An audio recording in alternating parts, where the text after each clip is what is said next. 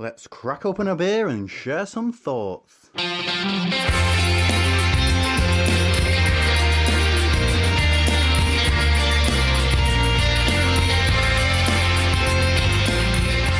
Welcome to Opinions, and we're back in your ears once again. The cider is in the glass, but we're not alone, are we, Martin? No, we're not, Steve. Welcome to the show, Gabe Cook, aka the Ciderologist. Oh, it's great to be here. Always great to be the interloper, the sort of the unknown person lurking at the back of the stage there, with the hosts unknowing exactly what's going to be happening. I think we're going to have some fun today. Well, as Steve said, the first cider is in the glass. Perhaps you'd like to share with us, Gabe, exactly what Steve and I are going to tackle. Absolutely. And I'm loving the way you're having to really over-enunciate the word cider to make sure that you say the word cider. Yeah. So first cider, first of three ciders. This is called Wild Disco, and it comes from Nightingale Cider. Sam Nightingale is based down in Tenterden, in Kent. And this is a beautiful, classic, what we call an Eastern Counties style of cider, made with dessert fruit. It's light, it's floral, it's zingy, it's fresh. I know we're going to talk more about it later on, so I'll just let you have a sip and enjoy. Wassail is what we say in the cider world. Is a cidery cheers. So wassail to you. Wassail. Wassail. Go on then, Steve. What do you think? You're pulling a little bit in the face. It's really strange. It's not what I was expecting. So first of all, that there is a checkered history with me and cider, which we will come on to later on, no doubt.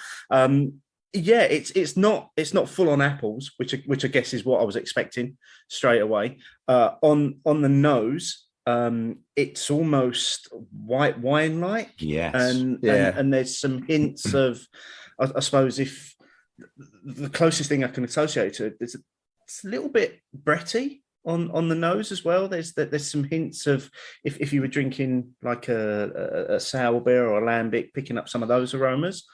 On the flavour, it's incredibly clean. It's refreshing. It's really crisp, and it's really, really easy on the finish as well. Yeah, it's quite a medium dry type finish. It's not cuttingly dry and long-lastingly dry, but it's still enough dryness there to make you want to come back into it. I think you said it was. Did you say it was Tenterden? That is wine country in that part of the world as well, isn't it? You're absolutely right. They're based literally just down the road from Chapeldown, one of the UK's more famed classic sparkling wine producers. But pre-grapes, absolute heart of apple country, and obviously plenty of hops grown down in that part of the world as well.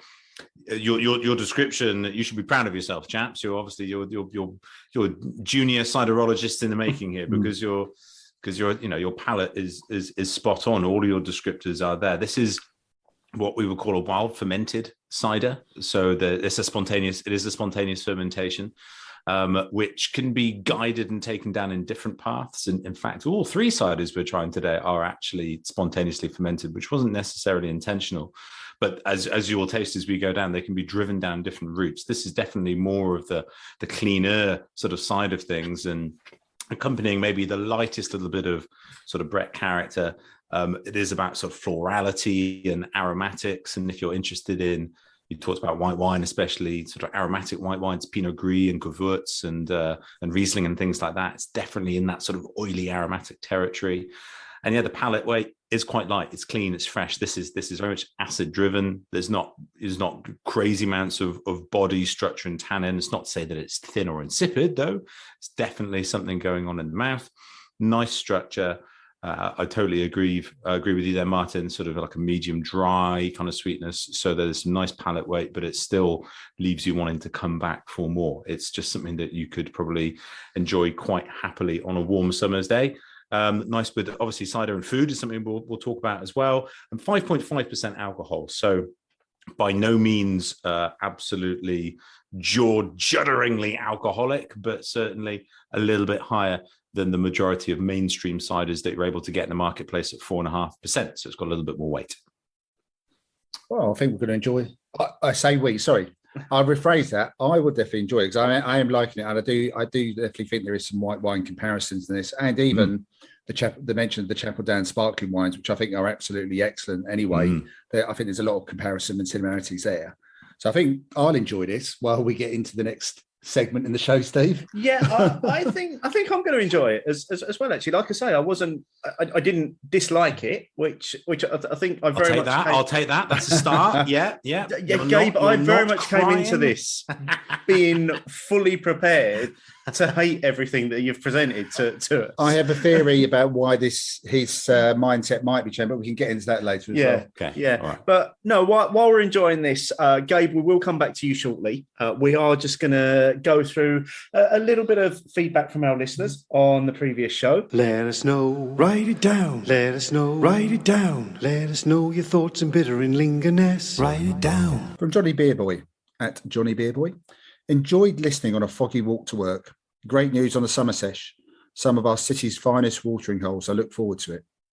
Also, chalk up an unexpected but enjoyable mini rant from Martin about conical half-pint glasses. That's always going to get you, isn't it? Those half-pint glasses. In fact, you could just swap conical for comical where those half-pint glasses are concerned. Ronnie Bean. I enjoyed the show. Came home from my morning walk to order Utopian and Brass Castle beers. Also, summer sesh sounds great. My liver was dreading the thought of 2 full-on crawls. Happy to help, Ron. Always happy to help. And from Utopian Brewing.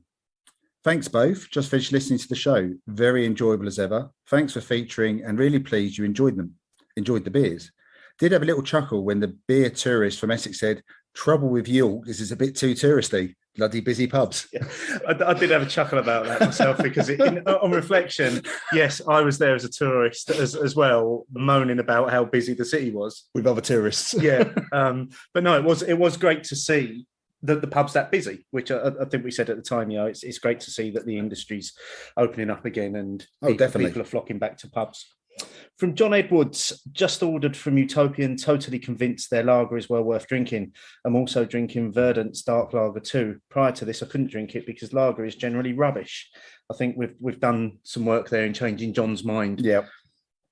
From Rob L, great show. I've been listening to some of the back catalogue recently and it was entertaining to listen to Hopinions 15, which was probably the equivalent show in 2017. Guess which beer style people thought was coming back then too? Mild. Can't believe it's been mild has been recirculating in our podcast for nearly 5 years now. Can't believe you found it. I know. From Sean O'Reilly, getting an early listen in this week regarding Utopian. Not that this is much use to you, but I've seen their beers in the Artichoke in Norwich.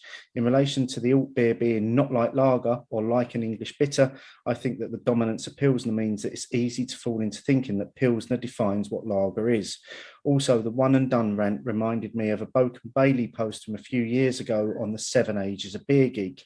I still like to try new beers, but I swerve some styles and breweries, and there are beers that I very much enjoy revisiting. I don't want to say any more on that particular piece that Boak and Bailey wrote at this point, because I think we're going to try and incorporate that into a future show. Definitely. Aren't we? Where we talk about those 7 ages of beer and talk about where we are in regards to our particular journeys. Yes, I think I did reread it. It is very good, actually. It's a very good piece, yeah. Yeah, we will put a link in the show notes, so people can have a read of that in preparation for when we sink our teeth in. Yeah, but that last comment from Sean, don't you think that dovetails and segues quite nicely into the whole thing about cider as well? I think so, yeah. Because the preconception of what cider can be to a lot of people, and even the one we've got in the glass now, we've got it nicely chilled, but it's not overly gassy. It's not fizzy. And obviously we'll bring in the expert. And I think that actually helps me drink it as well. Don't get me wrong.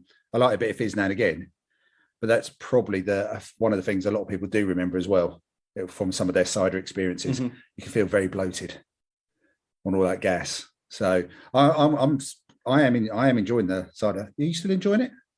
I've not really had much more of it yet. Oh, in that case, it's a yes. I think we should bring Gabe back in here on this one. Well, you did mention an expert, and seeing as we've got an actual bona fide expert with us, then should we ask the basic question? Let's ask the question that probably everybody wants us to ask. What is cider?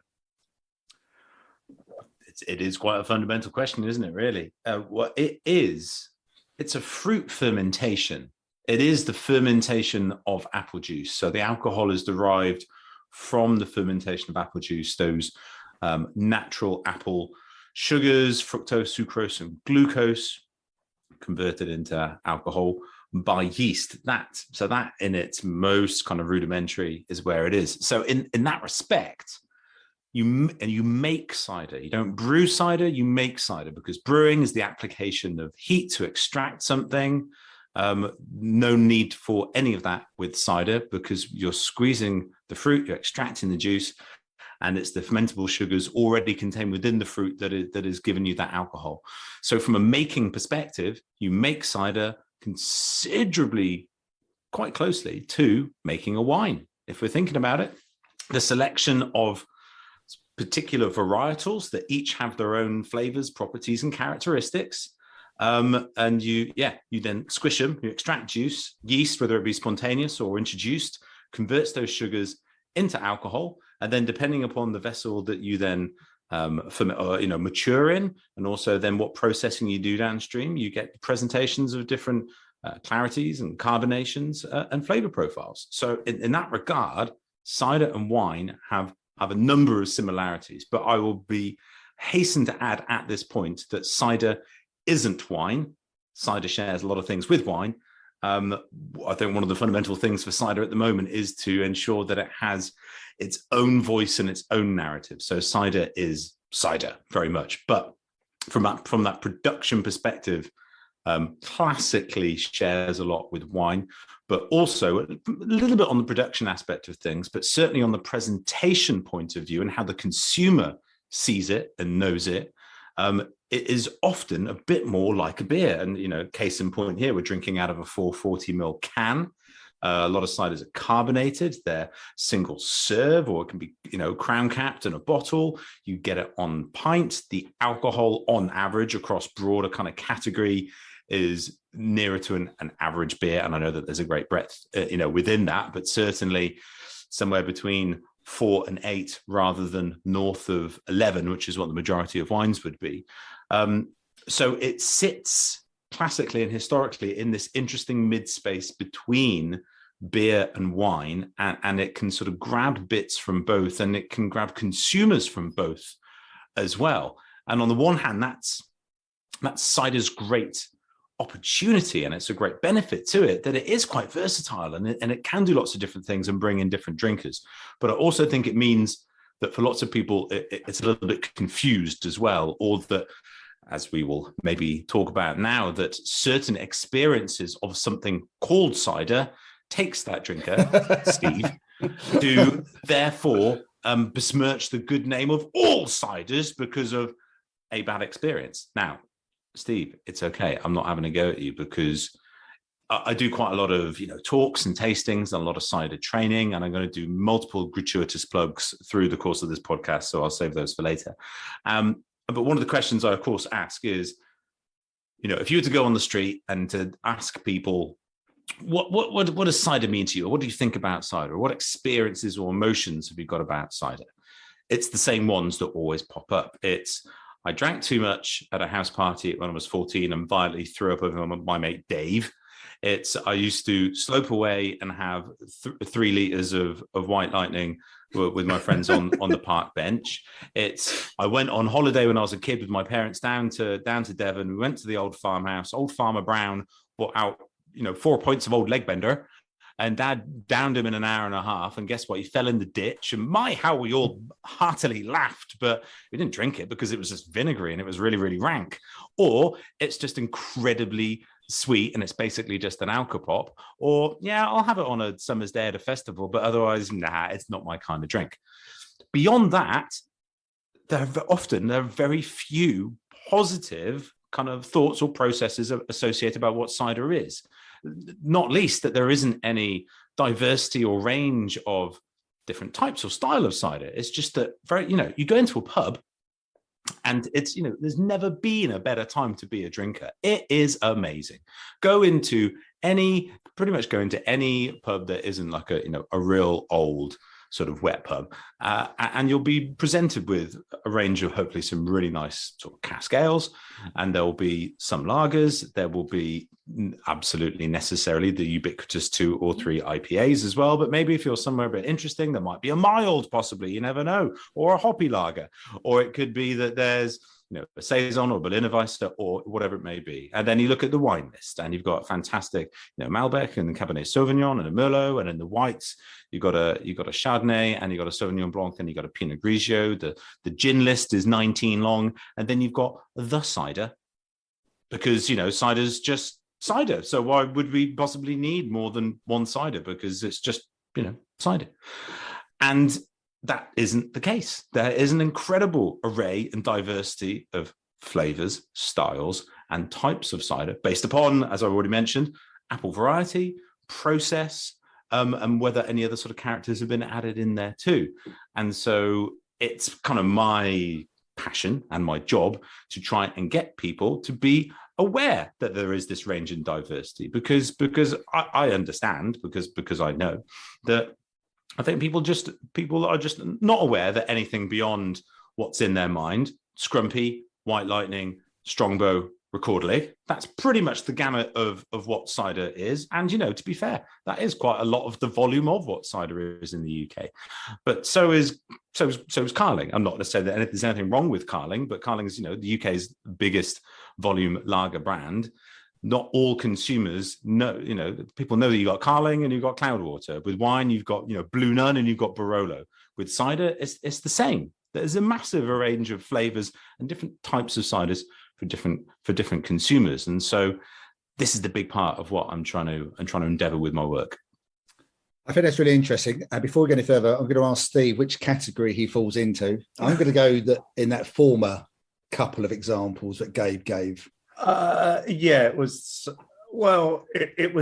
a first visit to a pub and deciding that I was going to drink 5 pints of Strongbow that night, and it wasn't all over my mate Dave, but it was all over my bedroom after that. And ever since I've been one of those people that simply the smell of somebody drinking a pint of cider in the pub turns my stomach, because brings it all back. It associates with that memory. However, this first one that we're drinking tonight didn't do that. It didn't bring back those memories, because it wasn't. I guess the aromas were potentially more natural, rather than more kind of false. In terms process. Of what they might be in Strongbow. And I suppose we can sort of delve into that as well, isn't there? What's the difference between, what we might want to class for people who are used to us talking about beer, your macro versus your independent and your craft. But I think the aroma from this is vastly different. I mean, you can tell that it's in that family, same as you can a lager from Donzoku. It's still a lager, as much as the aforementioned Carling, but I think this is vastly different. But I'll be honest, you're probably still never going to start with this. My experience was when a friend of mine was at university. I mean, I didn't have a bad experience, but it was having cider and black or snakebite was the closest I came to drinking. Well, sure, and this is the thing, is that for lots of people, cider is often one of their first kind of experimental drinks, and I think it's because it historically, for the last 60 years, has been quite a cheap drink. It was converted into a cheap drink, and because of the nature of it being this fruit fermentation, it's something that you can load with quite a lot of sugar if you also have the commensurate acidity and or tannin structure as well to counterbalance with them. So it can be quite easy drinking as well. So easy drinking and cheap means, early drinking experiences, student drinking to excess. Guess what happens? Your bedroom gets plastered in a new shade of something. And, these are deeply rooted emotive experiences, like whenever you smell that, you are transported back to that time and that occasion, and that's synonymous with not so good. I'm gonna hazard a guess here, Steve, that you maybe on occasion in the intervening years might have overindulged on some beer, possibly. You might have overindulged on some wine or some tequila or something like that. But I bet that those experiences don't preclude you from continuing to have those drinks. There is something about it being an early experience, and also not kind of knowing, not knowing that there are different types of ciders, and that thinking or assuming that all ciders might have that experience or might taste the same, or just you don't place any value in trying to sort of push through and try to find different stuff. And to be fair, it wouldn't have been easy for you to find the different stuff until, really 5 years ago, 10 years ago. You would have had to go out of your way to go and find the cider farms, to go there, the little independent producers. But today, it's a whole different kettle of fish. And yeah, I very much hope that you'll be a big boy, big brave, and we'll try these other two ciders and try a couple more. And maybe you'll start a little bit of a cider journey, or at least being willing to have a crack. But to be fair, if you don't like cider as a whole, you don't like cider. If you don't like the taste of hops, you're not going to like beer. If you don't like the taste of malt, you're not going to like beer. And there are plenty of people who just simply don't like a broader flavor aspect of any given drink. So I'm not going to be able to convince everybody. Shame. What you were saying about you'd have to find, if prior to 5 or 10 years ago, you'd have to find it, you'd have to look for it. So we're talking about a random farm somewhere, typically a lot of it in the south of England as well. And going back to what you were saying about the way it's made historically, that it's basically the fruit is pretty much everything. Is that one of the reasons why little farmsteads, if they had apple trees or access to apples, they started making cider? Was that essentially the reason why? Because it is relatively easy to do? So I suppose fundamentally, again, one of the major differences between cider and beer is that cider historically is something tied to the land. It's a rurally produced drink, because cider was made where apples grew, and that tended and still tends to be, in the main, certainly for any kind of commerciality, in the southern part of the UK. Historically, the southeast of England is synonymous with the growing of dessert apples, eating apples, and cooking apples, especially because it was servicing a large population in London.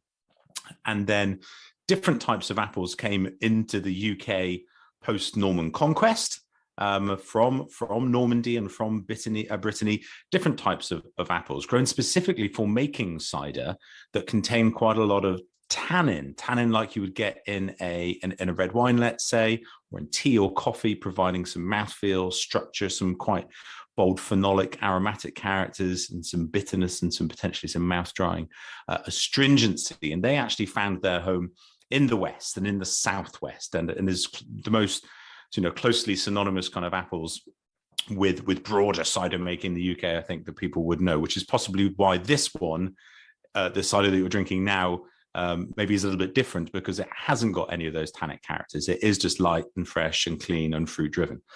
And so whereas brewing, it's not to say that brewing wasn't and isn't still done in rural landscapes. It is, of course, but it'd be fair to say, and please tell me if I am wrong here, that its real growth and development was synonymous with cities, with industry, and because it could be brewed right in the heart of where the big populations were. Cider making, you need the apples grown on the farm. It was a rural enterprise. It did not become, the concept of cider business didn't really come to pass until the very end of the 19th century. Before that, it was just really a rural pursuit where every farm would have had an orchard and made cider for the family, for the labor force. The laborers were paid in cider. It was called truck. And maybe to sell a little bit to a merchant who would take it off to Bristol or down to London. So it is so crucially rooted in a rural environment and context. And again, the other element of it is to understand, because you're making it a bit more like a wine, we are talking about an annual harvest. You gather your apples in the autumn from the very earliest apples, discovery and things like that. It's probably at the very end of August. And the majority of the Western counties apples, the high tannic apples, they're coming into play in October and November, maybe even December kind of sometimes as well. And so you're gathering the fruit, you're squeezing it, you're extracting the juice, fermentation's taking place, they're maturing, and then you're packaging it and you're selling it, and then you start all over again. The major difference, obviously, with brewing is that you can establish your brew whenever you want on demand, and that you can scale up and you can, go down very, very easily. So cider doesn't, with wine, that's less of an issue because you're gaining so much more value per litre, because the trade and the consumer has what I call like a high value perception of that drink. They are willing to spend dosh on that for various reasons. One of them being alcohol. You're willing to pay more if you've got more booze in there. But I think for other reasons, maybe some of the more emotive reasons that we were just discussing before. So it has the same sort of volume production of wine, but doesn't have the value of wine. It's got a similar value perception that beer has, but it's got nowhere near the opportunity to have the volume. A brewer can have one 1,000 litre vessel, let's say, and they could ferment once a month and produce 12,000 litres of beer. A cider maker could produce 1,000 litres of cider in that annual period. So it has quite a lot of challenges against it because it is viewed as a cheaper drink. It's not very easy for cider makers to achieve that easy volume and for it to be a viable enterprise. And it's only, I say, latterly that we're starting to get into post, independent craft beer kind of movement, that consumers are starting to really understand and value that this is a an indigenous drink. It's a local drink. It's a drink with heritage. It's a drink potentially made with great skill and care and with interesting kind of flavor profiles and processes, and that actually it is worth spending a few more quid on, and that is for helping and facilitating some new growth. Well, I don't think anyone can doubt the passion in your voice, Gabe, but bear in mind everything you've just said. What's led you to become a bit of a cider champion? It's a good question. People don't get involved with cider for the money. I'll tell you that. All cider makers are utterly bonkers. There is no viable reason why anybody should try and make cider as their job. It just makes no sense whatsoever. So for me, it's all about a sense of place. It's where I'm from. So I'm from a little village called Dymock, which sits right on the Herefordshire, Gloucestershire border, and it's cider country's often sort of solely synonymous with Somerset or Devon, and those are true proud heartland areas of cider making. But actually Gloucestershire and Herefordshire especially historically very strongly associated with cider making, and today is the world's largest cider making area, largely down to the fact that Bulmers, now owned by Heineken, it has its primary cider making facility in the heart of the city still, and that's where many hundred millions of litres of Strongbow is made every year, very proudly by the Herefordians. And so, growing in that place, I first of all kind of got it's my granny's fault, basically, not because she took me boozing when I was young, but she took me on walks through the fields and through the orchards and gave me an understanding that there was a sort of cultural heritage and significance to these orchards and to these apples. And eventually I reckon I knew that turned into this lovely libation, this liquid. And so I started drinking it. And I drank, macro stuff, stuff in, funnily enough, at that time in 440ml cans. And then, or 500ml cans or pint cans, if you would get a real bargain down at Budgeon's, and enjoyed that. But then I was in the village next door has Weston cider. And gosh, 20 years ago, Weston's organic cider from Sainsbury's or any other retailer is pretty good too, I'm sure. This was really intensely flavored, awesome kind of cider. It's this is really good. So I used to go and visit Weston's with my brother. And then really enjoyed that and started to get to understand it a bit more. And eventually wound up at a small cider farm. Herefordshire then and today produces a cider route leaflet that lists, 20 plus sort of farm scale cider makers. And so, it's nearly 20 years to the day. It was the summer in 2002. And so my brother, we had this map in hand. This is pre pre-technology, not pre any technology, but certainly pre-Google Maps or anything like that. So I was actually doing some map reading, putting my geography degree to excellent use here. That was many thousands of pounds well spent just reading a map to go to the cider farm. And we turn off the main road and suddenly we're down a little lane. It's one of those lanes, you know, when both of your wing mirrors are getting whacked by the hedgerows. Like, where the bloody hell are we? Expecting like Frodo to run across the road. It's like you're in the heart of the Shire. And there's a little sign that says cider. And so we turn a left, then a right, then a right, then a left. And suddenly there's this driveway and we go up and we're there. We're at Broome Farm, the home of the Ross-on-Wye Cider and Perry Company, which is actually going to be the next cider that we'll try in a little bit. And it's brilliant. There's this beautiful big old farmhouse. And there's a little sign that says the cellar is this way. So we trundle over and there's a doorway that's obviously leading underneath the house to the cellar. But in chalk, it says there, pull string for cider. So there's a bit of baler twine sort of hanging off. And so we give it a really good yank and ding-a-ling-ling, the bell duly does ring away. And this very genial chap, Mike Johnson, pokes his head out the door and goes, hello. And he then sort of opens up the door to the cellar. And you remember that scene from Indiana Jones and Raiders of the Lost Ark when the light sort of comes down into the map room and it's, you know, it's all that kind of moment. Well, that's what it was like as the light shone on these amazing wooden barrels stacked in this amazing stone flagged cellar underneath this 17th century farmhouse. And we sort of ducked inside and went in there, and Mike went to one of the barrels, opened up the wooden tap and poured away and said, here you go, this is a dry cider. And I can't remember exactly how the cider tasted, but I remember the sensation, which was just that every single part of my mouth just exploded with appeliness, but with grippy astringency, with woody, earthy, kind of phenolic kind of characters it must have been. And I was just utterly blown away and enraptured. And quite quickly, after drinking probably a few more, decided I want to do cider. Now, I had no idea what doing cider meant. It meant, first of all, just drinking quite a lot more for a few years. Finishing my degree, coming home, not really knowing what I wanted to do, saved some money, did a backpack around the world, and then I ended up back on Mike's doorstep, you know, 4 years later. And he said, do you want a job? I was like, yes, please. And he needed somebody to help him during the harvest that year.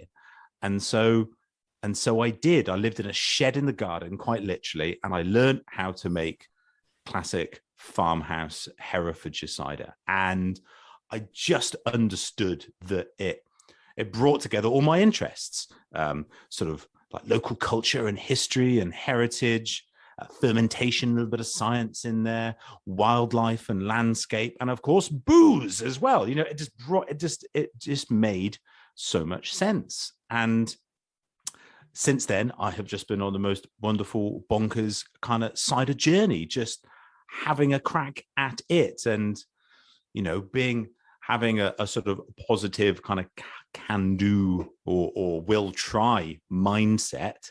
I don't know. It's led me to this position where I am today, and I've been to some of the most amazing places and met some of the most amazing people, and just had a good time. Let's be fair. I'm earning money from talking about and drinking cider, so I must be doing something right. Well, it's an amazing story. Yeah. Tasting cider in 2002, your senses going bonkers, and then turning up four years later and starting this journey of, you know, it becoming a career, so to speak. Just before we move on, I mean, you mentioned about like Normandy, so that bit of France is very big for its cider, isn't it? It is, yeah. You know, you can talk about the old world of cider making, a bit like old world wine, I suppose, if you want to. And certainly northern France, so Normandy and Brittany, northern Spain, Asturias, the Basque Country, Galicia, very old, possibly the oldest cider culture there, actually. And then, yes, the Normans brought not the concept of cider making, that does go back a little bit further, but certainly a culture of cider making was really enforced and brought in post-Norman conquest into the UK. Also, the western parts of Germany around Frankfurt, the Hessen region, is a very strong heritage of Apfelwein production over there too. But there's today, cider is made all over the world. Wherever there are apples, cider is made. And just last week, that took me to Norway, and I've been to Japan, and we can talk about the USA is the most exciting and burgeoning cider market in the world. And we can even talk about the cider maker that I met in Zimbabwe last month. It is a global thing. It's very, very exciting. I think that is interesting because I remember when I went to Spain a few years ago, they called it Sidra where I was, and they do the whole theatre thing, big bottle, pour it really high into the glass. It does involve a bit of spillage, even by the experts and stuff. Or you can just have the bottle and sort of sit outside in the sun. And that was like €3 or €4 for a bottle of Cider. It was just absolutely delicious. And also one of those things of time and place, the setting you're in, of course, the weather. And it was like, yeah, I could do another bottle of this. So I did. And I'm not sure it was the best idea I'd had on a hot sunny afternoon, but it was still very tasty. I think maybe people don't always realise that cider is maybe bigger than the southwest of England. That's right. To be fair, the UK is the world's largest producer and consumer of cider by quite a considerable margin, because as far as those old world nations are concerned, it's the only one where cider broke out of its sort of regional production confines to become a national drink.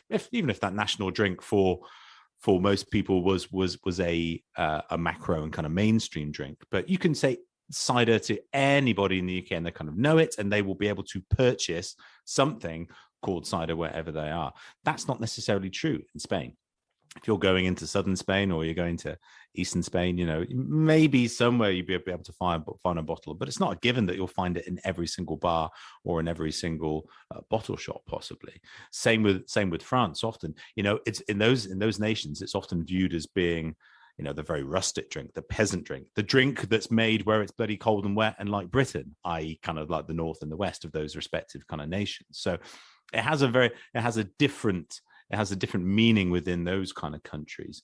But that still doesn't mean that quite a considerable amount is made. If Asturias was a country, it's a region within northern Spain. If it was a country, it would be by far the greatest per capita consumption of cider. They drink liters and liters of the stuff. We think about cider in the West Country being part of our kind of culture, and it is an important part. But if you go to Gijón or if you go to Oviedo, it is the culture. Everything centers around these cideries. It's the place where you go to socialize, to drink, obviously, to eat. It's where the creche is. It's just where everything is centered around this. And it's absolutely amazing. And there are all these little places. You go to Frankfurt and go to the Old Town, go to Sachsenhausen, all those old pubs. They're all cider pubs. That's what they're serving there. That's what you're having your giant knuckle of pork with, is a bimble's worth of amazing kind of apple vines. So there is a whole world of cider out there. The problem is there's very little of it in the UK. And so there's little visibility and little knowledge. The reason and the way that people know that there is cider in Asturias or Galicia is that they've been to Asturias or Galicia or Normandy or Brittany. Again, because of cider's low value perception, it's not really economical to export it out of that country and into the UK. Or if it did, that bottle that cost you kind of €2 when you're there in Spain suddenly costs £6 or £7 when it's over here. And you might go, cider, £6? What am I going to do that for? It's only cider, which I would say obviously is not the correct response. We want to be saying that, this is really interesting. This is amazing cider from Spain. I wonder what it's like. Let's get into it, like you might do with a Belgian beer, for example. You're not going to balk at paying a few extra quid because it's made in a different place and it's cost a few more quid to get it imported in here. So it is a constant process. It is still really hard to get international ciders easily in the UK, but I say it is starting to get there. I find that's all fascinating because Gabe's been doing all the talking. We've both finished our first drink. Yeah. Quite some time ago. Any final thoughts on it, Steve? I enjoyed it. You can hear the surprise in my voice there. Although I will say I enjoyed it more at the start when it was cold and a little bit fizzier. As it started to warm up and started to lose the carbonation, it started becoming a little bit sweet for me and a little bit sticky sweet and maybe have some of those characteristics that I was expecting. However, like I say, I enjoyed it. It was drinkable enough. And again, we say this so often, don't we? The time and the place. Yes. Sat in a beer garden on a hot summer's afternoon, a pint of that would be absolutely refreshing. It would be ultimately refreshing. Yeah, Absolutely. I mean, I thought slightly differently to you about where it went, because I did feel it was like having a chilled white wine, but then started to warm up a little bit. And when I say warm up, start to come up to room temperature, and you start to just get a bit more of the flavour and the aroma. But again, I was looking forward to that, whereas you maybe had that little bit of sense of trepidation about it. But my brief theory is that maybe you're a little bit more welcoming to cider now, because your experience with things like Belgian beers and some of those wild fermented, beers and other drinks, you've got a bit more used to having them. So maybe some of those characteristics are already in your mind. Their flavours and their characteristics and their things that I'm used to from a wild beer or a mixed fermentation beer or a sour beer. Even you can see the character, you can see the commonalities there between those the cider and, as I say, the more sort of wild fermentation beers. Chaps, don't delay. If those are the kinds of beers that you're into, try this next cider, is all I'm going to say to you. And then I'm just going to watch your face as you take that sip. Okay, well, while I pull this out, why don't you share with us and the listeners what we're about to dive into? All right, so this comes from the Ross and Weiss Cider and Perry Company, which is where my epiphany happened 20 years ago this summer. It is a wild ferment cider, as all their ciders are, and it's a blend of 3 apple varietals: Dymock Red, Harry Masters Jersey, and Foxwelp, which I'll tell you all about in a minute. And well, yeah, it's going to be a very, very different sensation to the last one. Wassail to you, boys. Wassail. Sorry. Wassail. Wassail. Steve just pulled his face. Even quicker.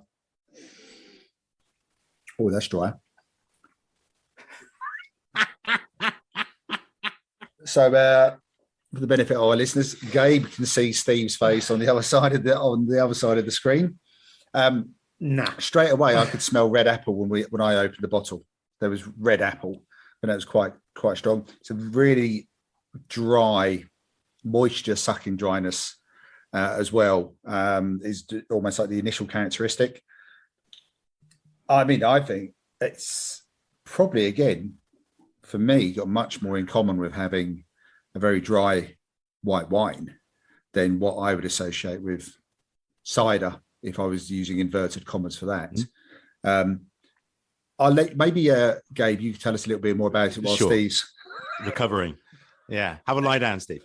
So here's the thing: the vast majority of ciders presented to drinkers in the UK have some degree of sweetness, and often quite a lot of sweetness in there. But it doesn't have to be the case, because almost every single cider and litre of cider produced in the country, bar the tiniest fraction, every amount of it will start its life bone dry, because fermentation converts all of those sugars into alcohol. If it's just that the consumer wants, or is at least told that they want, to have something with a degree of sweetness, and very often that's quite a large degree of sweetness, as I said. So here is a cider that has no sugar. But not only does it not have any sugar, this is a classic, what I would say, Western Counties style of cider. And I'm saying counties rather than West Country, because Herefordshire, which is, a key integral part of the Western sort of cider scene, technically is not in the West Country, but it certainly is West. So this is made with classic varieties that contain large amounts of tannin. So not only has it got no sugar, but that astringency, that mouth drying, that mouth puckering, cotton mouth sensation, that is what is making you chew and chomp your mouth quite a lot. It's also got quite a lot of bitterness in there as well. Yeah. We've also got, from the tannins, from a flavor perspective, we've got a woodiness, we've got an earthiness as well. Because it's a spontaneous fermentation, and because there is little by way of sort of sulfur control in here, we also have quite a lot of other microflora imparting its impact over here, whether it be kind of lactic acid bacteria or Brettanomyces yeast possibly as well, which is giving a little bit of spice, a little bit of funk on the nose. Each one of those three varieties, Dymock Red, Harry Masters Jersey, has different properties. Dymock Red, so Dymock is, that's the village that I'm from. So this is a variety that's named after the village that I'm from. So I'm very proud of that, obviously. That's what you call a bitter sharp. But it's a specific kind of bitter sharp. It's quite fruity. It's got nice soft astringency, quite low acidity. Foxwelp, on the other hand, is again another really old apple variety from the Forest Dean.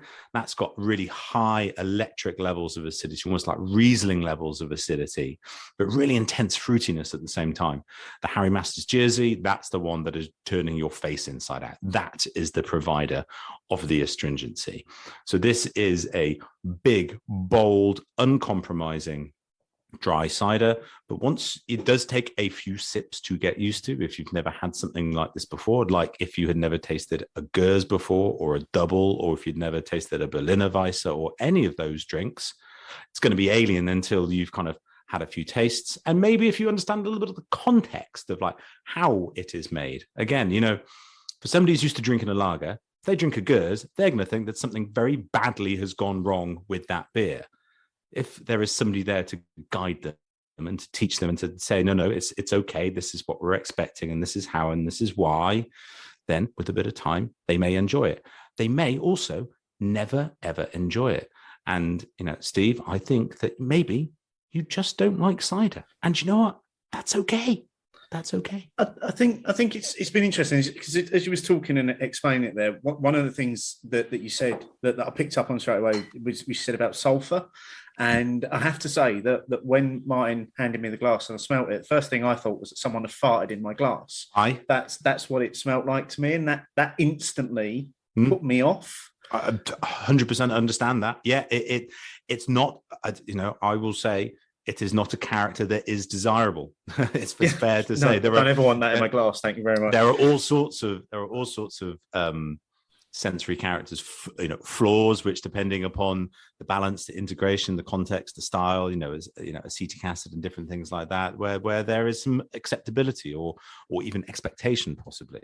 Hydrogen sulfide isn't really one of them, and it can be one of the challenges by producing some of these kind of ciders. But I bet it's gone from the glass. That would have gone instantaneously. It would have flashed off after 20 seconds in the glass. That's not to say that you didn't smell it and it didn't put you off. That is a challenge. I cannot deny that. I agree. It's gone. That aroma's not there anymore. And I do also agree with the other thing you said, that it's after a couple of sips, actually it's getting easier for me to drink. That first sip that I had of it was a real challenge to my taste buds. I didn't know what was going on, and a lot of what was going on I wasn't enjoying.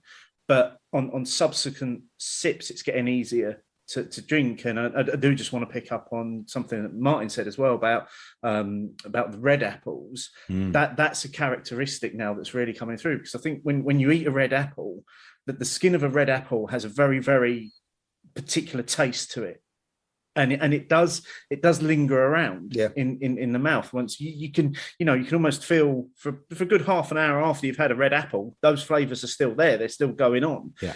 And I'm picking up a lot of that now in this. And I do think it was just such a stark difference to the first cider that we had, that it has taken me a couple of sips to get used to it. But also, Gabe, maybe I just don't like cider. Well, yeah, no, quite. And as you're massive beer fans and beer advocates, and you want to try and turn as many people onto beer, and you'll do so by trying to understand their other drinking preferences, and so you'll find the type of beer that suits what kind of wine they like to drink, or what food match they like to enjoy. And for a proportion of people, they'll just go, I don't like hops or malt or acetic acid if it, for a spontaneous, they're just, you're not going to get everybody. And this is crucial and fundamental, is that cider is no different from beer or any other of those drinks or any foods that we do or don't enjoy.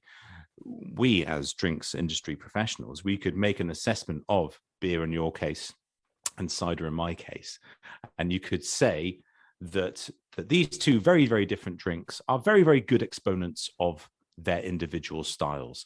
It's up to you as to whether you personally like style A or style B. You might like both, you might like one, you might like neither, and that's okay. But the crucial thing is that you've just tried two ciders here that you recognize at least as being very, very different. Well, guess what? There's 500 different ciders out there that are all completely different. That cider isn't just a singular thing. Just as, you know, you wouldn't dream of trying to categorize beer as a singular thing. You can't even break it down into 12 easy things. It's probably like 274. And even then you're going to be, you know, breaking down the minutiae of different kind of things and different characters into it, as you should do, because that's fun and you can explore. And it's exactly the same with cider. So, Steve, you may be lost cause, but I think there's still a tiny degree of hope. I'm going to cling on for the last cider. But for anybody out there, again, who's just unsure about cider, or they've had a bad experience, have a crack. Speak to somebody who's like into cider or knowledgeable, or speak to a bottle shop or online retailers or cider makers, and get them and have a chat with them about what your other drinks that you really like are. And they should hopefully be able to at least guide you in a direction of a particular cider that might at least give you some kind of entranceway into the world of cider.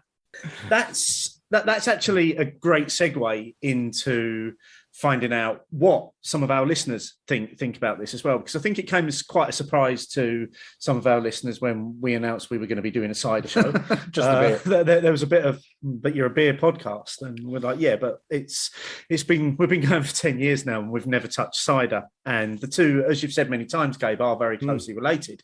So what we did, we asked a question of our listeners. Opinions, opinions, opinions, opinions. Which was basically, do you enjoy cider as an alternative to beer?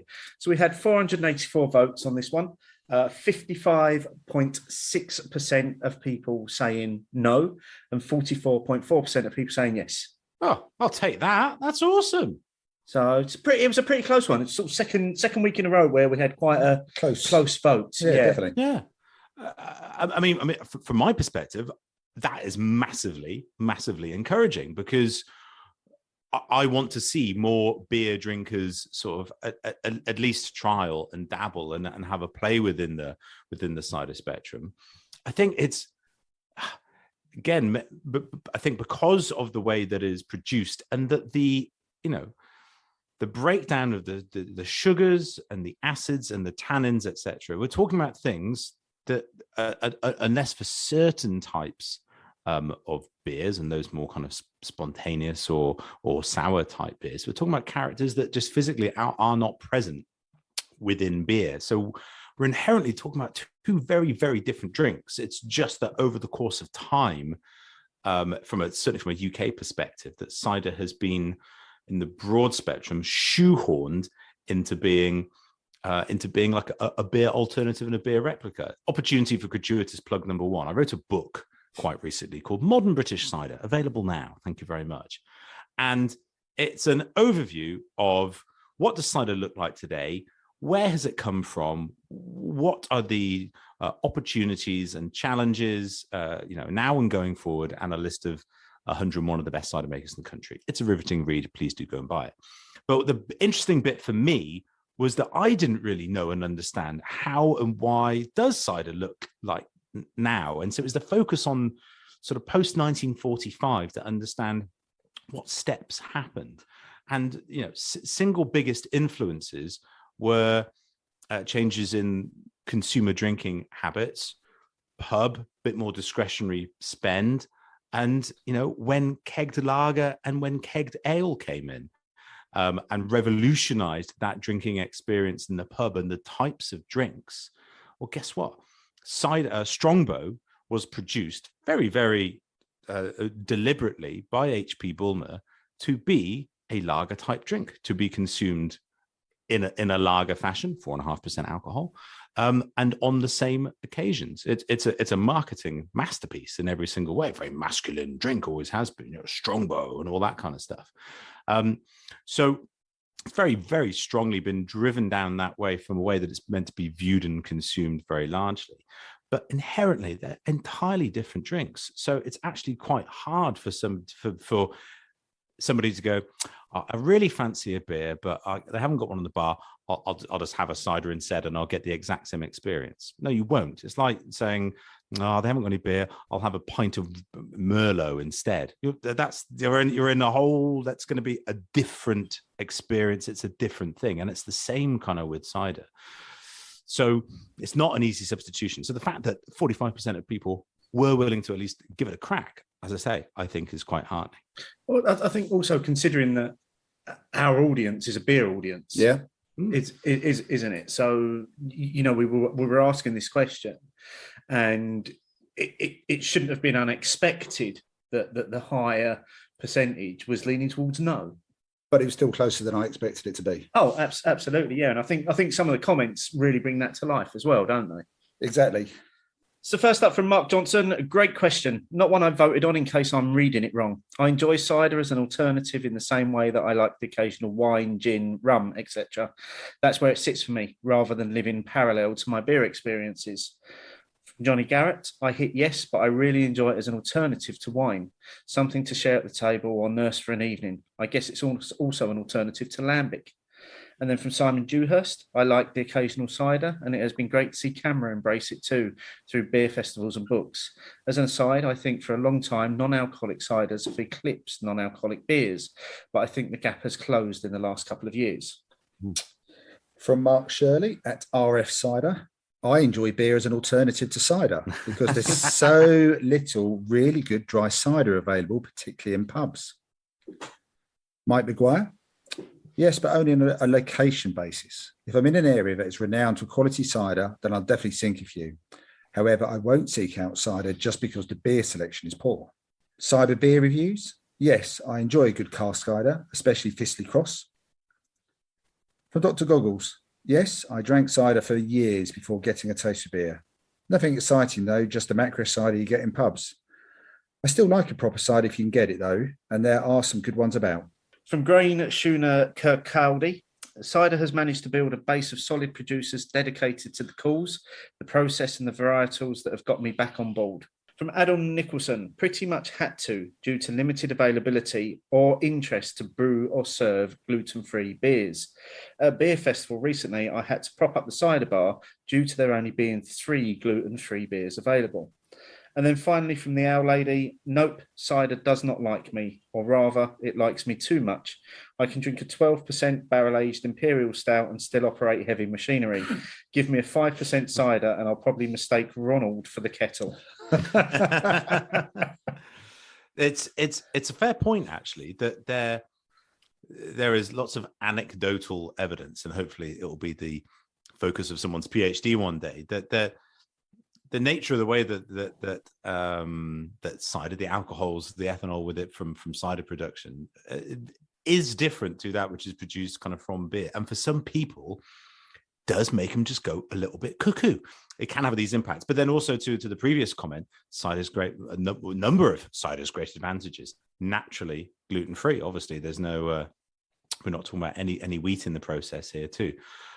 Also, there are no finings necessary within the cider making kind of process, whether they be animal-based or, the increasing number of potato-based or vegetable-based that they may be, or indeed hazy beers that don't necessitate any kind of fining either intentionally either. So, there are a number of different things that cider has kind of going for it, alongside it being just, generally an awesome drink. There's a couple of comments I want to pick up on. So there was one there from Cyber Beer Review saying, I enjoy a good cask cider. Now, when I went down to Plymouth a few times to see my son in university, they've got the cider house down there. So I was looking forward to having essentially a lot of choice of cider on tap, and maybe some of it as in the equivalent of cask. But they just still had lots of cider in boxes, which I found a little bit disappointing, I'll be honest. Cider in boxes, is that a good or bad thing, or is that a bit indifferent? First of all, it comes back to the fundamental point, which I also touch on in Modern British Cider, that beer and cider are entirely different drinks. You brew cask ale, cask beer. It's a fresh drink. It's a live drink. crucially, the pubs know how to use it. They celebrate with care and respect. Hopefully, not every pub does. I recognize and understand that. But also that you have to get through it kind of quickly because it will go off very easily. Again, cider isn't something that is fermented, beyond a macro cider. Cider isn't something that is fermented in 3 weeks and then put into a cask and put into a pub. It takes weeks to ferment. It takes months to mature. So you're not going to get anything that approximates that sort of cask ale experience from being easily live and having the same sort of freshness and life. It will be placed into, it used to be put into those 5-gallon plastic polypins. Do you remember those? Either bone dry or with some sugar added back, but with no stabilization. So re-fermentation would occur. But crucially, as soon as you take the first pint out the top, you've got a big headspace. You've got that ullage. You're going to start getting acetic characters quite quickly. So the bag and box has come to the fore over the last 20 years or so as an environment whereby you can express the still cider, and but you can still expel the air from the liquid, so it does keep a degree of kind of freshness. I 100% agree with you that the sight of 10 herniating bags poking out the corner of a cardboard box is the epitome of the finest traditional cider. That ain't a good thing, and that ain't a good look, especially if they are sat on the bar at ambient temperature under the lamps, maybe on the fridge, so the exhaust of the fridge is cooking it nice. Everyone loves a 21-degree C cider, don't they? And the thing that is so galling is that the cider makers or the sellers or anybody will say, no, that's how it's supposed to be. It's proper, it's traditional, it's supposed to be warm. No, it's not. No, it's not at all. That is absolute rubbish. It is supposed to be kept with the same reverence and respect as cask ale, and in my opinion, the same temperature, at cellar temperature. Cool, not freezing cold. You want to be able to taste it and get those sensory characters, but you want it to keep, you want it to come through. Really, it should be attached to an engine and pulled through just like a cask ale, in my opinion. Better ask that question. If only Gabe wasn't so passionate. No, I really enjoyed the comments from people. I think even now I'd probably be tempted to word that question slightly differently, just based on the conversations we've already had, because we definitely put it as the alternative to beer, and we probably just could have said, "Do you enjoy cider as an alternative, or do you enjoy cider?" I think we still had it as occupying a very similar space. Well, which is fair, because it is for lots of people, and I certainly don't want to say that if somebody fancies a pint of beer, and for whatever circumstance there's some cider there that they feel that they can't drink it because you don't brew cider. Rubbish. But it is its own drink, and that it isn't just an apple-based beer. In some New World markets, the term cider just doesn't exist. It's in Poland, it's called apple beer.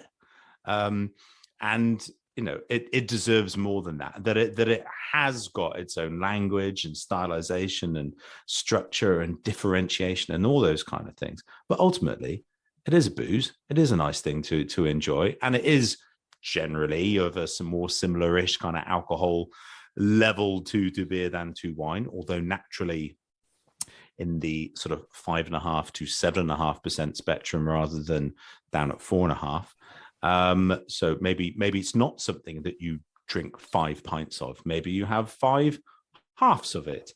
If you're feeling in the particular mood, you could buy a 750ml bottle of cider, as Johnny Garrett was talking about, and have it at the dinner table or have it with some friends. Share it. You could even drink it out of a wine glass. Yes, that's right. You can drink cider slowly in small quantities and sip and to savor, because some of them are designed to do that. They're so intensely flavored and sort of characterized. There can often be like a barrel component in there as well, and all sorts of things going on that you can treat it with the same reverence and sort of pace and mood as well as you would with the wine. Yeah. I don't think this one is neckable.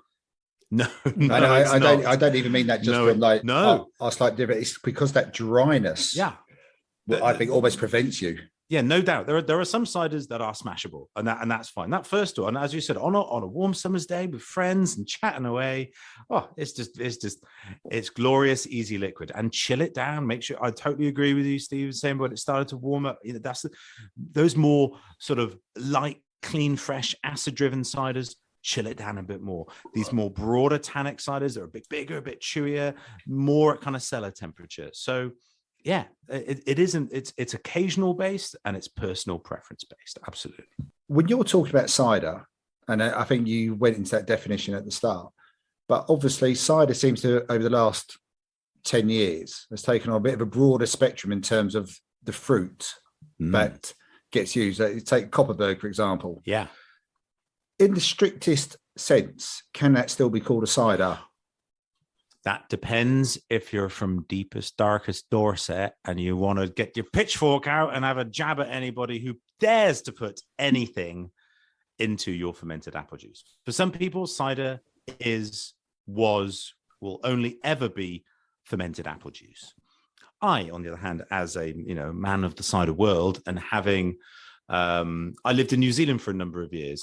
After living in the cider shed, I went to work for Weston's as a cider maker. I made cider on the big scale after making it on the small scale.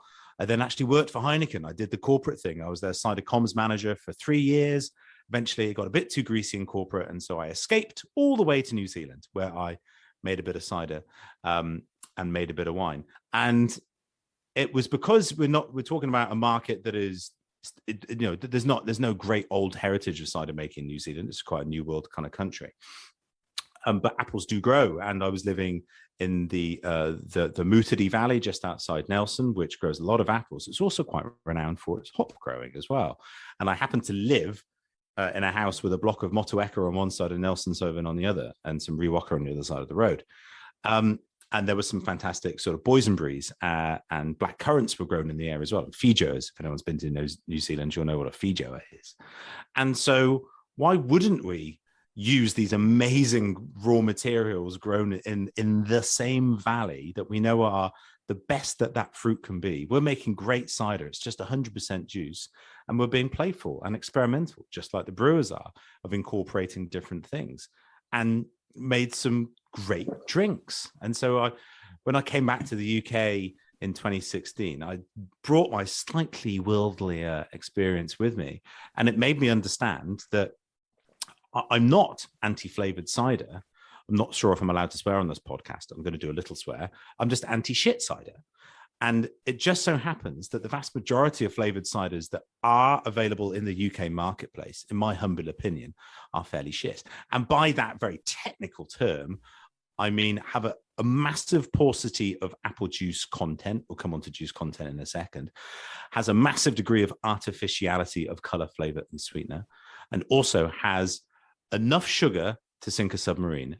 One 500 ml bottle of Copperberg strawberry and lime contains 50.5 grams of sugar. That's 13 teaspoons of sugar in one bottle. That's more than a Red Bull.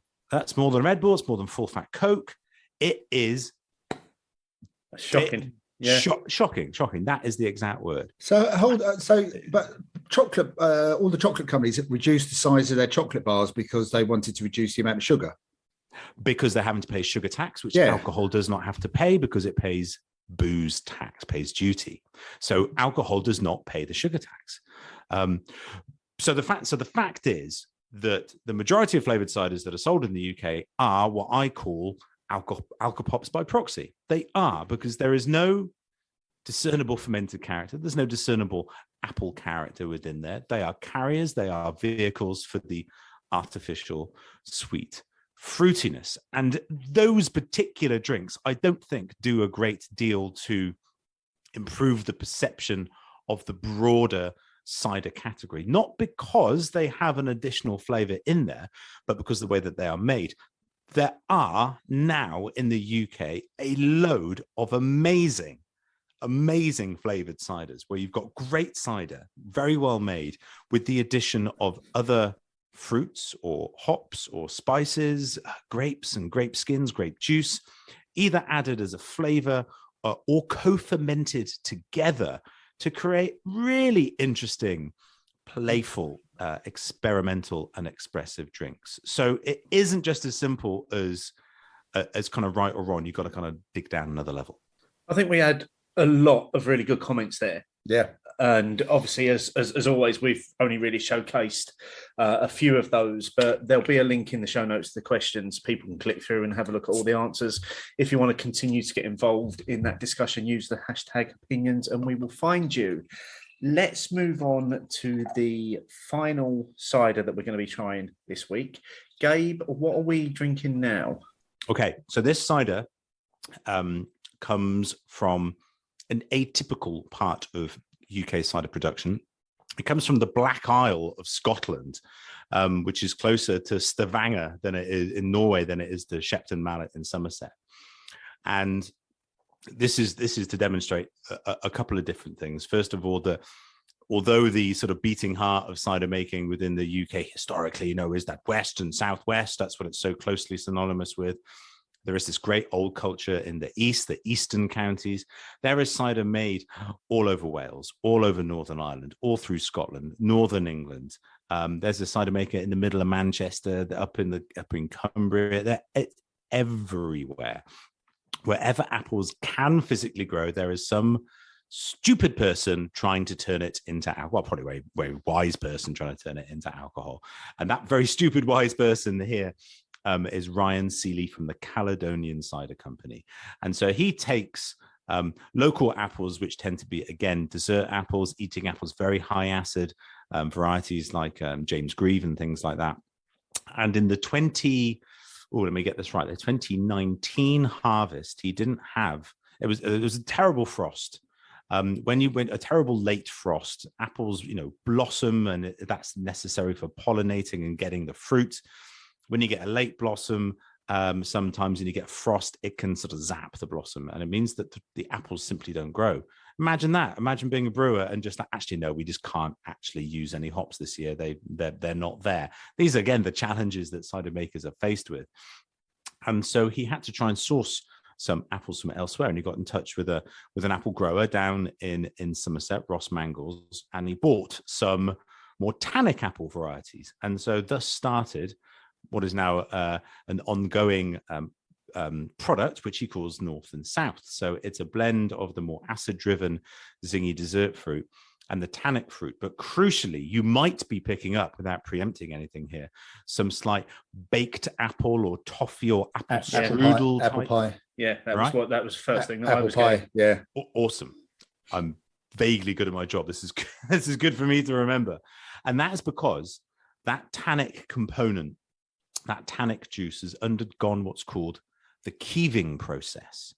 So this is how the French make their cider, which, for anybody who's been to France, is often quite an unctuous, sort of sweeter style of thing.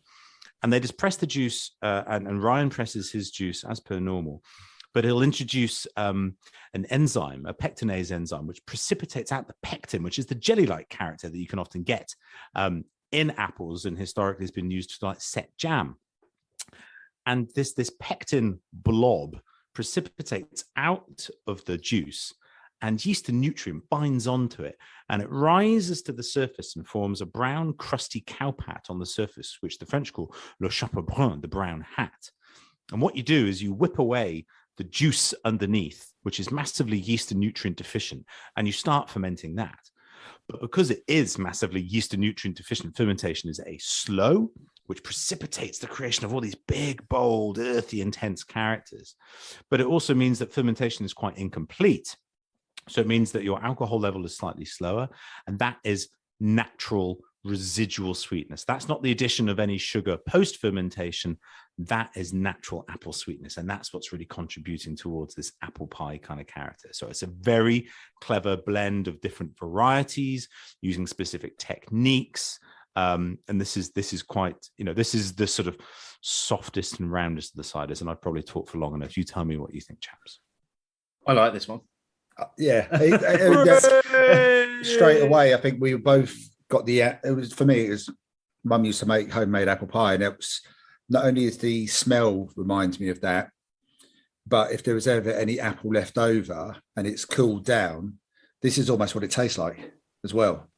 I mean, this is the other thing. I'm not this, and we talk about it in beer a lot, but you don't really spot the alcohol levels. I'm not spotting the alcohol, let alone the level of it. This does feel like juice, and I'm not too sure what strength it is. It's 5%.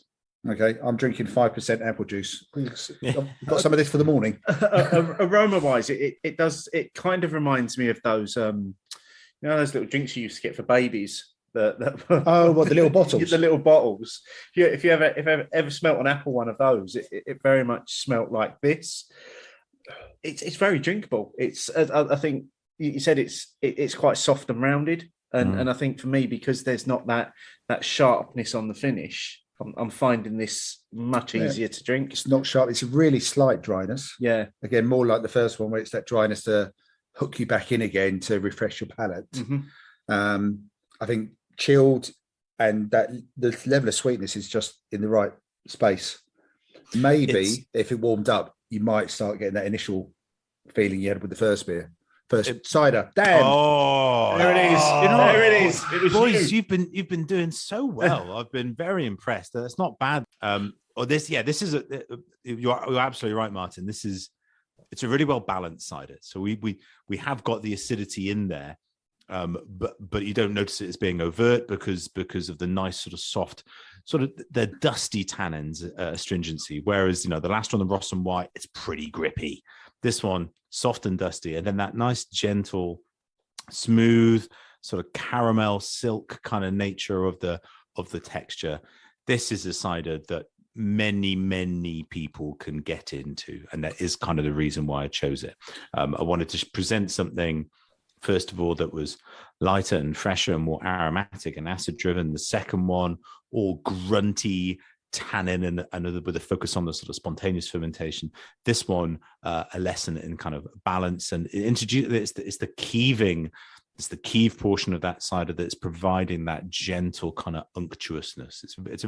Ryan is a very, very small, but not him personally. He's normal height, but a small volume production cidery, but he's a very, very good cider maker. I think he's absolutely fantastic. He's also, his day job is as a shift distiller. And so he, as many cider makers do, he uses spirit casks, whiskey casks to ferment his ciders. At the very end, are you picking up a tiny little bit at the back of the throat of a little spicy smokiness in there? It's very subtle, but I'm just picking up at the very end. Would this be a good cider if you were into mulling your ciders? Would this one be a good one out of the three? Yeah, I think so. Like I said, I'm not against playful experimentation and the addition of spices, classic mulling spices, nutmeg and clove and cinnamon and things like that to create that kind of profile. But this is a great example of what just apple juice can do. Juice and fermentation. It is amazing, the breadth and the diversity of different, just sheer flavors that you can achieve from humble apples through craftsmanship and through clever and sort of playful fermentation and maturation. So yeah, I think that this is, you could almost call it a bit of a gateway cider. I think that this could be a drink that lots of different people coming from very different directions could appreciate that and go, as I'm sure that Ryan hears very often, I don't like cider, but I like that. Well, guess what? That is cider. So you do like cider. Come on. I was going to call it a gateway cider, but when we did the sour beer show, I referred to one of those beers as a gateway sour, and it upset quite a lot of people. Oh, really? No such thing as a gateway sour.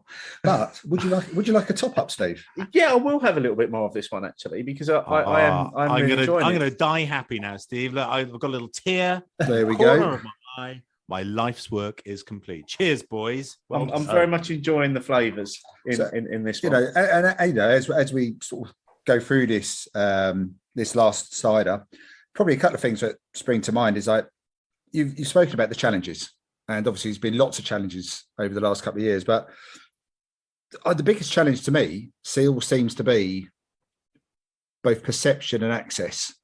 So yes. Perception of cider and the access to cider. Going right back to the start when you said a pub or bar, restaurant might have a cider, and that a cider will often be one that you have seen in supermarkets anyway. So how do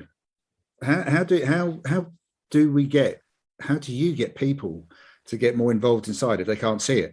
Yeah, route to market now more so, I think, than the preconception is the biggest challenge, and it is starting to be addressed, but it's going to be, there isn't going to be the equivalent of, I'm not sure if you'll buy into the phrase, a craft beer revolution, but there's no denying that the wholesale amazing perception and a little chunk of volume as well of total beer change in the way that so many people view and consume that beverage. There isn't going to be the same thing that happens with cider because of the preconception that already exists about it as a drink. But also, again, coming back to that sort of mode of production, and that for this kind of stuff, you can't suddenly churn out loads of it because people are enjoying it. You have to kind of wait another year and then buy more apples and, try and guess how much people are going to want to buy. It's a bit tricky. But it is starting to change, and it's starting to change from the top down. If you go to the supermarket today, if you go to Tesco's, they've got a cider in there called Pulped, which is made by a couple of really awesome chaps down in Somerset, and it's great cider, and you can get it in Tesco. There's also Scully, an amazing South African cider you can get in Tesco. There's Galopette in Sainsbury's and Waitrose, which is a sensational French cider. Stalwarts like Hennies are really good, Sheppies and things like that. It's starting to happen that you can get really good ciders available in the supermarket. It's been happening for a while that some online and real retail premises selling beers are starting to get a little bit more interested in cider, and also from the wine, and especially the natural wine perspective, it's a very easy kind of crossover into ciders, especially the advent of the larger bottle format. Some people call them fine ciders, and again, it's just about a different perception and context. The way that the bottle looks, the way the label looks, the language that they use, all the cues that you're being told of how and when to drink it. This isn't rough old leg bender. This is orange wine. This is something to be really enjoyed and to learn more about how it's been made and who, and it's been crafted and all that kind of stuff. So cider is coming into spaces when it wouldn't have been there previously at all.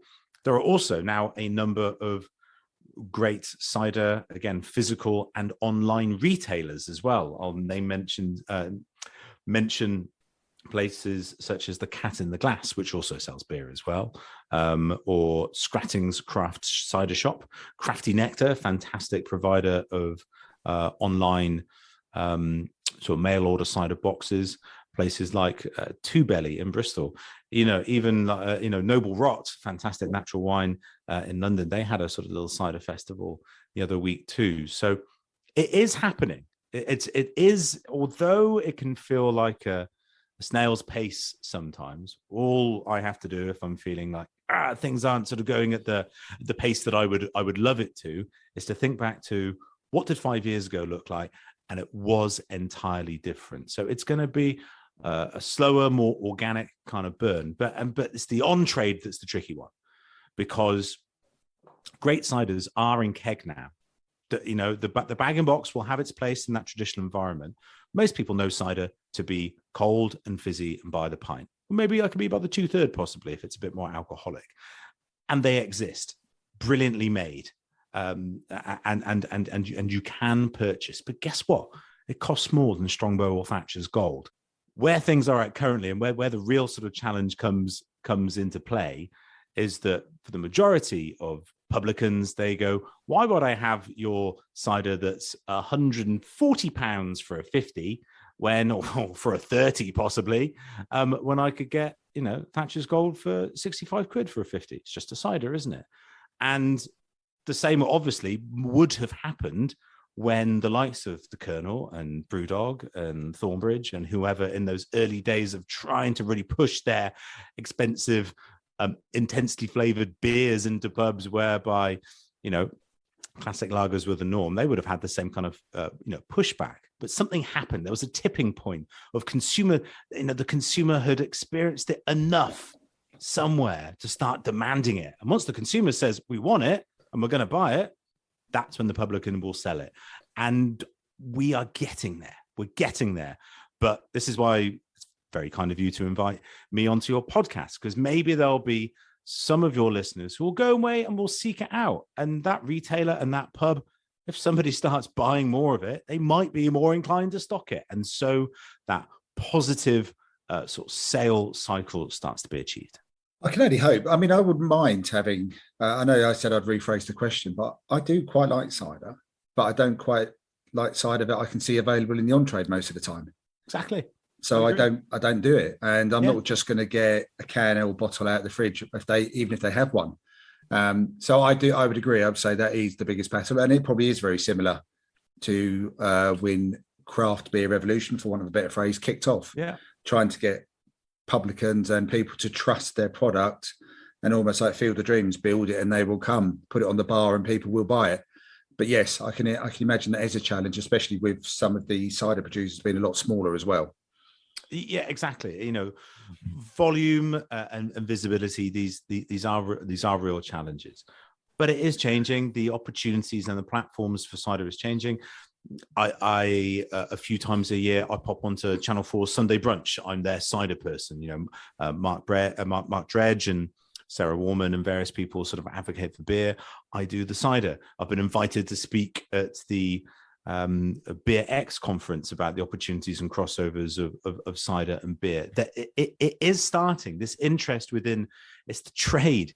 Get the trade knowledgeable and interested, and they will advocate to the consumer, and then the consumer will kind of come back. So I think it's the thing, as well as you might have gathered, having a personal passion for this fermented kind of beverage because it's where I'm from and all that kind of stuff.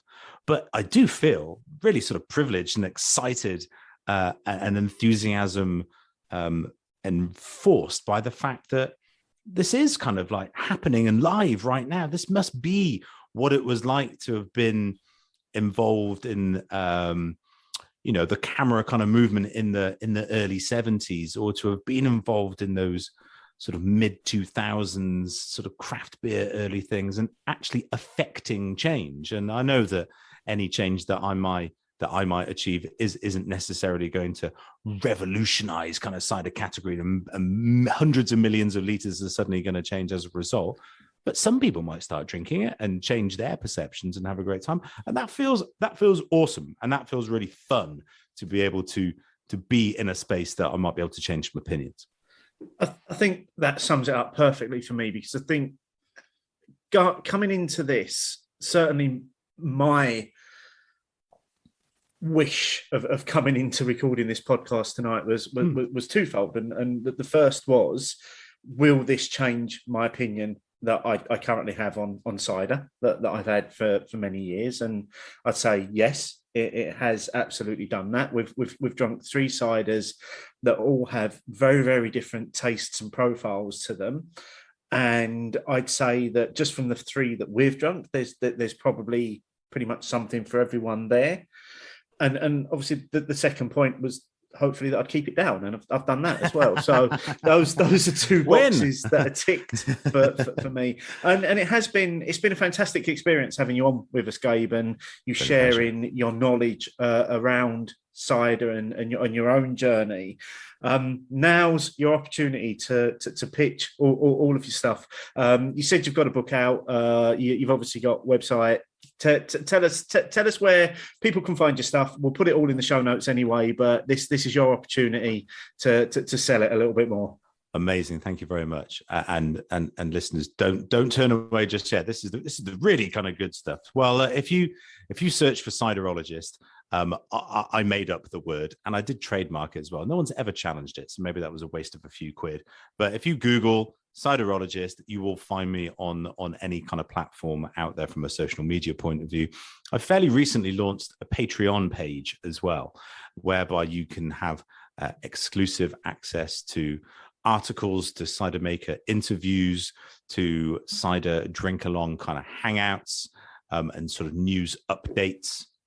It's a fun place. It's quite new. There's already quite a lot of content in there. There are different tiers for different levels of access for anybody who's sort of understood sort of Patreon. From, I know there's lots of beer people who play in that spectrum too. So do go and check that out. I also contribute towards my own podcast. It's called the Neutral Cider Hotel, and I do it with my friends Martin Goodwin-Sharman, Grant Hutchison, and Mr. Scott Riggs. We did a big series 1 during lockdown. We did one every week. I think we got to 48 weeks. And then things opened up and, life took over a little bit. So we've only started slowly sort of coming back to things. And so there's a few new episodes of series 2 out there. It's a slightly fun and irreverent take on the world of cider. Also quite an incorporation of music. Not because of anything that I do, but my fellow co-hosts have some fairly strong associations to the music world. We even interview quite a few interesting, famous musicians. So do go and check out the Neutral Cider Hotel podcast. And then for anybody who sort of works in the trade or not, who's just interested to learn a little bit more about cider, I also undertake cider training. It's not about how to make cider, it's what is cider, and a little bit of what we've been discussing here on the podcast. It's run through the Beer and Cider Academy, the beer training to create beer sommeliers. Well, it's the same with cider, but we call them pommeliers. Again, if you search for the Ciderologist, you'll be able to find all the links through to that. And there are many sort of cider events that happen all around the country. The one that might intrigue you the most is called the Cider Salon, and it's taking place in Bristol on Saturday, the 2nd of July. I will see you there, I hope. And as I say, there'll be links in the show notes to all of that if we can find it all. If not, as Gabe says, just search the Ciderologist and you'll find it. As I say, Gabe, it's been fantastic having you on with us this week. Thank you so much for joining us and sharing your expertise around cider. Martin, what have we got coming up on the next show?